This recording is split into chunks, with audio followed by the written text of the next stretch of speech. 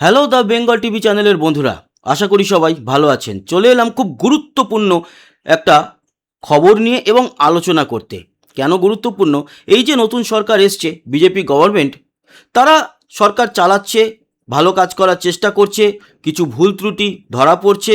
অন্নপূর্ণা ভাণ্ডার নিয়ে এখনও অনেক প্রশ্নচিহ্ন রয়েছে আরও অনেক প্রকল্প নিয়ে। তবে কিছু বিরোধী গোষ্ঠী এমনভাবে উঠে পড়ে লেগেছে যে কত তাড়াতাড়ি এদেরকে ফেলতে পারলে বাঁচে, যদিও তাদের এই অস্ত্র এই মুহূর্তে ওই ফেসবুক, ইনস্টাগ্রাম, এর বাইরে নয়, মাঠে ঘাটে নয়। তার মধ্যে সবথেকে বড় নাম্বার ওয়ান হচ্ছে বামপন্থীরা।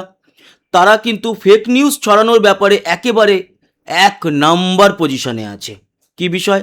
কয়েকদিন ধরেই আপনারা খেয়াল করেছেন, একটি খবর খুব সবাই আলোচনা করছে বিষয়টা নিয়ে। না, অন্নপূর্ণা ভাণ্ডার নয়, ব্যাপারটা হচ্ছে এখন থেকে পঞ্চায়েতের তরফ থেকে নাকি জারি করা হয়েছে, যারা বাড়ির ট্যাক্স দিতেন সেই ট্যাক্স বাড়িয়ে এক ধাক্কায় 1200 টাকা করা হলো। অনেকগুলো পোস্ট এরকম ঘুরছে, আপনারাও দেখেছেন, আমরাও দেখেছি। তারপরে আসছি যে বিষয়টা আসলে ফেক নাকি সঠিক। দেখুন, যেমন এই যে এগুলো বামপন্থীদের পোস্ট। বাম আমলে বাড়ির হোল্ডিং ট্যাক্স ছিল 30 থেকে 35 টাকা, তৃণমূল আমলে বাড়ির হোল্ডিং ট্যাক্স ছিল 233 টাকা, বিজেপির আমলে বাড়ির হোল্ডিং ট্যাক্স 1200 টাকা করার প্রস্তাব দেওয়া হয়েছে। কিছু কিছু জায়গায় তো বলা হচ্ছে যে করেও দেওয়া হয়েছে, আরও আছে। এটা ছাড়াও আরও পোস্ট আছে, আপনাদের দেখাচ্ছি। দেখুন, এটা তো সরাসরি দেখতেই পাচ্ছেন, সিপিআইএমেরই একেবারে লোগো দিয়ে দেওয়া হয়েছে পুরো। বাড়ি পিছু 1200 টাকা, কার আদেশে? পঞ্চায়েতের কর দিয়ে 1200 টাকার লক্ষ্মীমাত্রা। ভাষা দেখো, লক্ষ্যমাত্রা নয়, লক্ষ্মীমাত্রা। এই হচ্ছে শিক্ষিত। বেঁধে দিল রাজ্য, পরিবর্তন ভালো লাগছে তো আবার প্রশ্ন করছে, ওই একই ব্যাপার। বিষয়টাকে 30-35 টাকা, 233, 1200 টাকা। 233 থেকে নাকি 1 লাফে 1200 টাকা ট্যাক্স করা হয়েছে। আরও আছে, এখানেই শেষ নয়। শুধু বামফ্রন্ট একা নয়, আরও আছে। এটিও একটি নিউট্রাল দেখানোর চেষ্টা হয়েছে, কিন্তু এরও পিছনে ওই বিরোধীরাই। গ্রামীণ জনগণের সুবিধার্থে রাজ্য সরকারের আরও একটি বড় পদক্ষেপ। পঞ্চায়েত এলাকায় বাড়ি পিছু বার্ষিক ট্যাক্স আগে ছিল 233, এখন হয়েছে 1200 টাকা। এতে অনেক গরিব পরিবারেরই সুবিধা হবে বলে মনে করি। এটা ঠুকে কথা বলেছে, ঠুকে।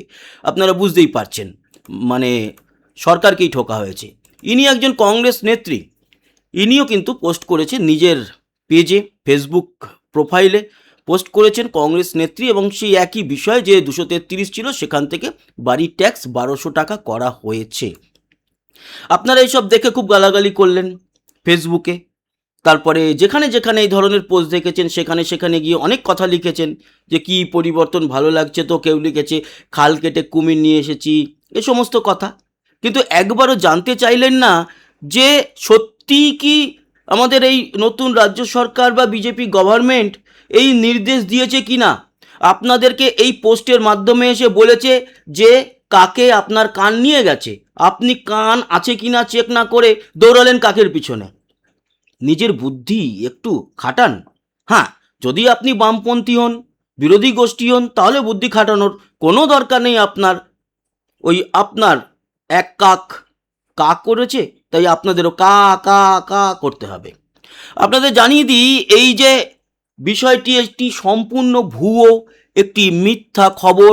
রাজ্য সরকারের তরফ থেকে কোনো রকম কিছু জানানো হয়নি।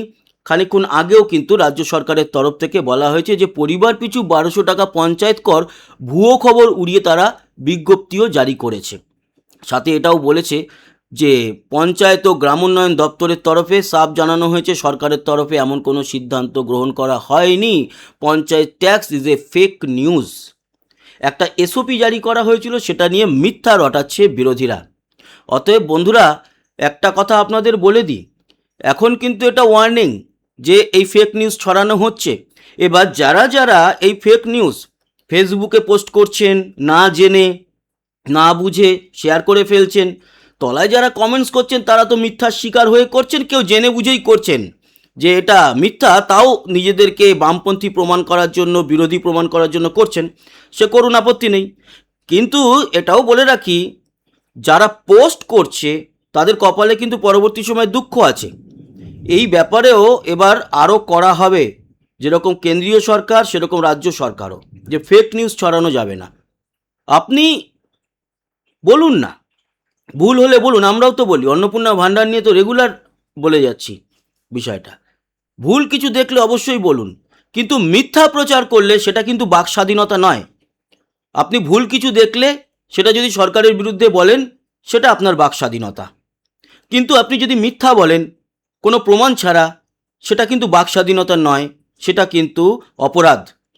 অতএব এই অপরাধে অপরাধী হয়ে আপনাকে কিন্তু গ্রেপ্তার করাও হতে পারে। তাই অবিলম্বে বলে রাখি, এটি একটি ফেক নিউজ। এই ধরনের মিথ্যা খবর ছড়াবেন না প্লিজ। প্লিজ বলা ফলার দরকার নেই, ছড়াবেন না।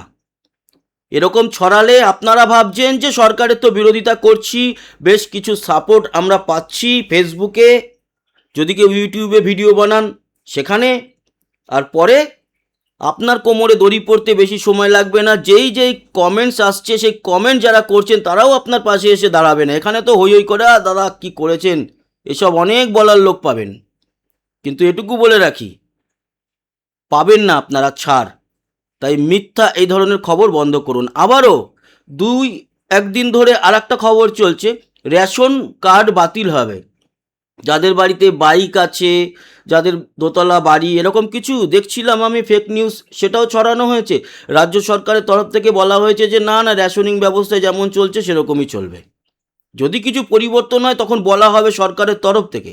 তো এই যে আগ বাড়িয়ে যারা মিথ্যা কথা ছাপিয়ে রটিয়ে বেড়াচ্ছে, এবার তাদের বিরুদ্ধে ব্যবস্থা নিলে কিচ্ছু বলার নেই, কিচ্ছু বলার নেই। যারা যারা নিজের ছবি হাত জোর করে ছবি লাগিয়ে, ওই যে দেখালাম আপনাদেরকে কীরকম কীরকম সব ছবি, এই যে কংগ্রেস নেত্রী এই যে ছবি দিয়েছেন, এ কিন্তু ডিম থেরাপি কিন্তু একেবারে। এই যে মিথ্যা খবর আপনি ছড়িয়েছেন, এই যে 1200 টাকা করে নাকি বিজেপি গভর্নমেন্ট বাড়ির ট্যাক্স বলেছে, এই আপনার এই পোস্টের পর আপনার মাথাতে যদি ডিম ভাঙা হয়, তখন কিন্তু আপনি বলতে পারবেন না যে বিজেপি ডিম ভাঙাচ্ছে বা ভেঙেছে বিজেপির লোকরা। এ তো সাধারণ মানুষই মারবে আপনাকে, কারণ আপনি সাধারণ মানুষকে ভুল বোঝাচ্ছেন।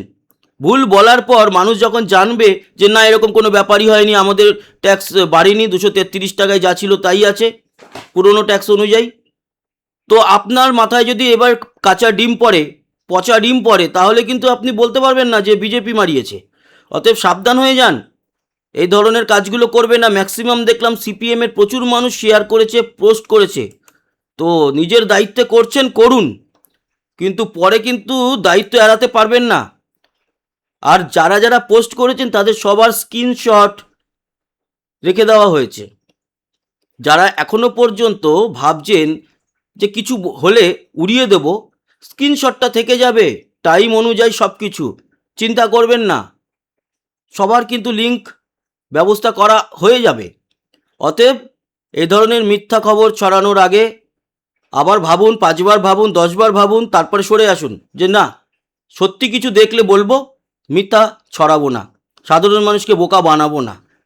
একটি সরকারের পিছনে, একটি পার্টির পিছনে লাগতে গিয়ে মানুষকে মিথ্যা ছড়ালাম, তারপর সাধারণ মানুষ এবং সরকার যখন ব্যবস্থা নেবে তখন কিন্তু মুখ ঘোরাতে পারবেন না। এই ধরনের মিথ্যা খবর যারা দেখছেন তারাও সাবধান হন। অযথা কোনো কিছু হুটহাট করে বিশ্বাস করবেন না যে 1200 টাকা করে কর দিতে হবে বাড়ির, একদম বিশ্বাস করবেন না। আর বিশ্বাস করলে ঠকবেন আপনারাই। যারা এখনও পর্যন্ত আমাদের চ্যানেলটি সাবস্ক্রাইব করেনি, সাবস্ক্রাইব করে সঙ্গে থাকুন আমাদের। ভালো থাকবেন, সুস্থ থাকবেন, আবার দেখা হচ্ছে, টাটা।